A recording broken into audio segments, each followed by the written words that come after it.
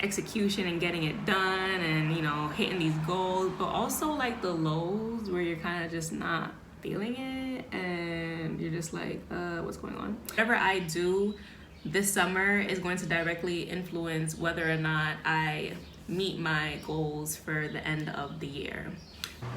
Hi everyone, welcome back to my YouTube channel. If you are returning, if you are new here, thank you for coming on by. I'm super excited for this particular topic today. If you hear noise, it's because I'm living in New York City and it's almost summertime, so people are very active. I am wearing a turtleneck. It's May, and today was a little chilly, so we had like a random cold day today, but summer is on the horizon, and that's really a great way to segue into today's topic. So summer is coming, okay? It's almost June. It is May 25th, I believe, May 25th. And I'm trying to make sure I am set for the rest of 2021, okay? That means me taking a good look at what my real goals are for the rest of the year and making sure that I am planning accordingly from now. So we're trying to stay on track. Q3 is coming up. We're trying to make sure we are on track. The goal today is to get super clear on what direction we are trying to take this whole operation, okay? So we're gonna get right into it. So in this session, we're going to go ahead and label this document as clarity. In this session, we're trying to understand what direction we want to take with our goals and how to get super clear on what they look like on a day-to-day basis. So you're going to start with writing out your top 2 goals for yourself. Whatever it is that you envision in the near future, write those 2 things down. Then from there, you write down what is needed to actually make those goals a reality. So write down 4 to 5 things that you know need to be accomplished before you can even think about having that goal under your belt. So an example, one of my goals is to become a professional model in the modeling industry. I know in order to do that, I need the ability to model as well as a targeted audience. After you list the tasks that are needed to accomplish your goals, then you move into the progression of tasks. Because yes, we may understand what is needed to accomplish the goal, but what do you do first? What's first? What's second? What's third? So write down about four or 5 tasks in order of how they should be created. So for me, wanting to become a professional model, the first step would be to create a mood around my character, around my modeling character. What is she like? What's the aura that's around her? What colors is she into? What landscape does she like to perform in front of? What is the emotion that she evokes in the people that view her work? Then, what brands and agencies do you like? Who would I like to work with? And how can I cater to them? That's number 3. How do I cater to the brands and the agencies that I want to potentially work with? Then step 4 is to build a portfolio that mimics the aura or the mood that my character is all about.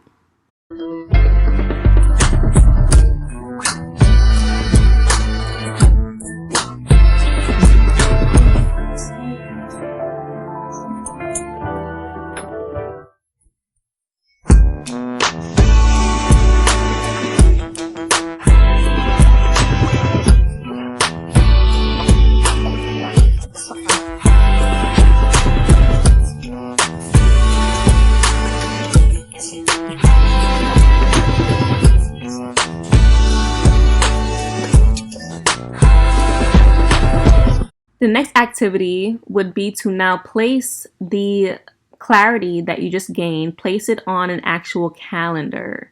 This will help you to have a better visual understanding of just how much time you have at your disposal and how to allocate your time accordingly.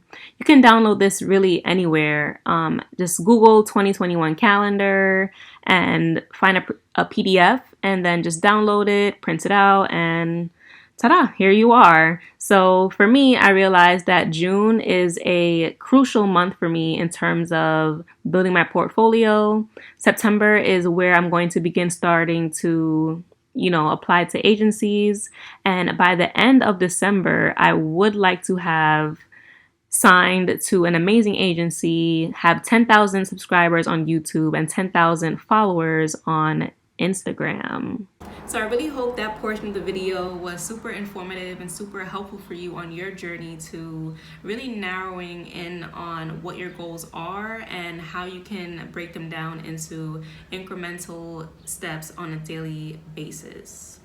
So I do have some additional tips for you guys on really how to find that sense of direction in your life and how to cultivate that on a regular basis. So number one, try to separate your true desires and your true wants in life from the people around you that may be influencing you. So more often than not, we subconsciously pick up on cues that other people will signal to us that give us an indication as to what our worth may be, what our potential may be, and how we can, the furthest extent to which we can push ourselves. And oftentimes, what we envision for ourselves is a lot greater than what the people around us may envision for us. And if we're not aware of it, we can take on their beliefs as our own.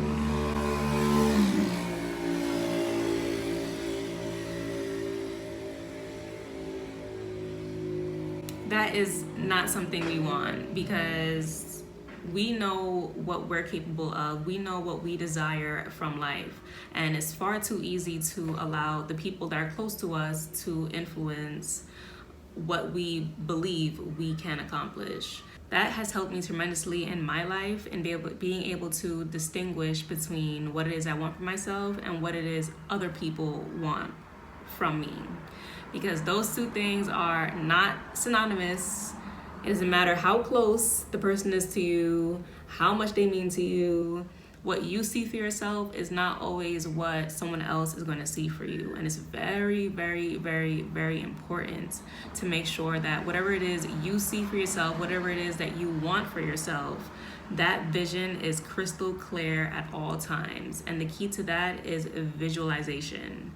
Try and implement that into your daily routine so that you can always see yourself. That's always the goal. See yourself for who you are and what you would like to be, not what others expect you to be.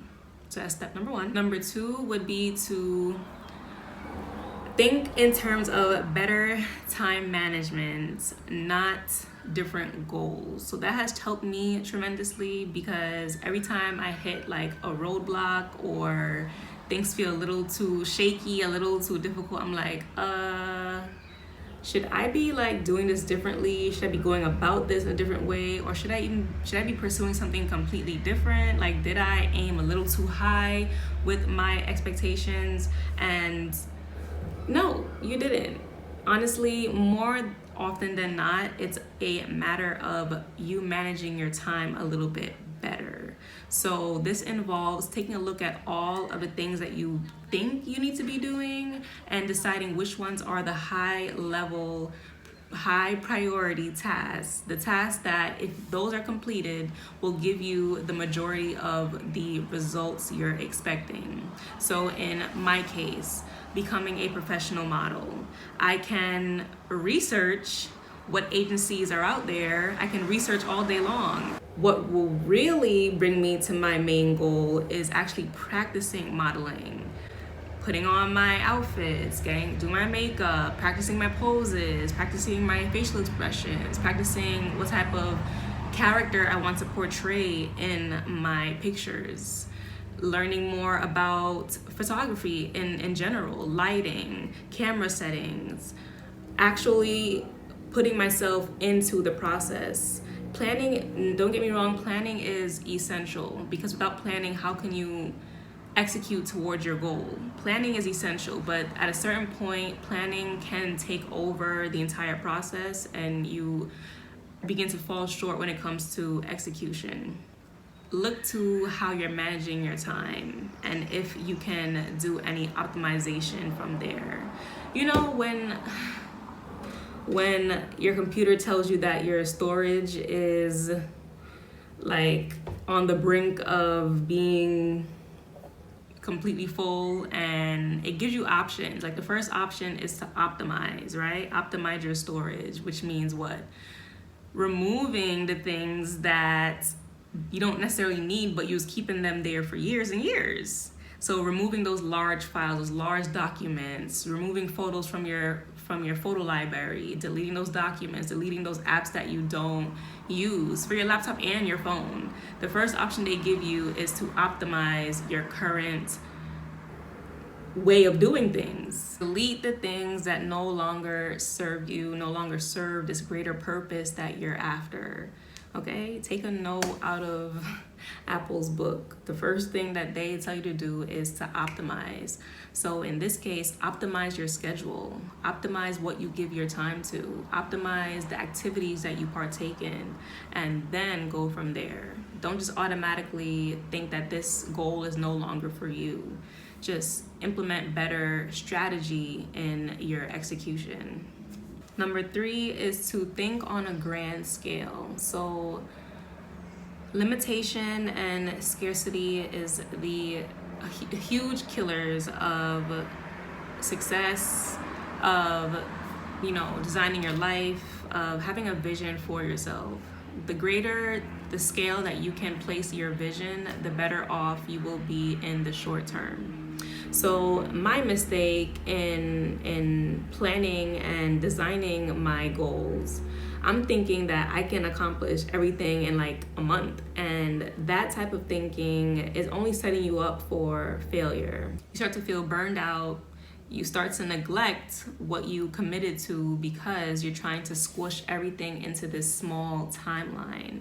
And honestly, life just doesn't work that way. Like, things take time. Keep your goals on a large scale so that you know, okay, I have time. Okay, the worst feeling is thinking you're running out of time when you really aren't.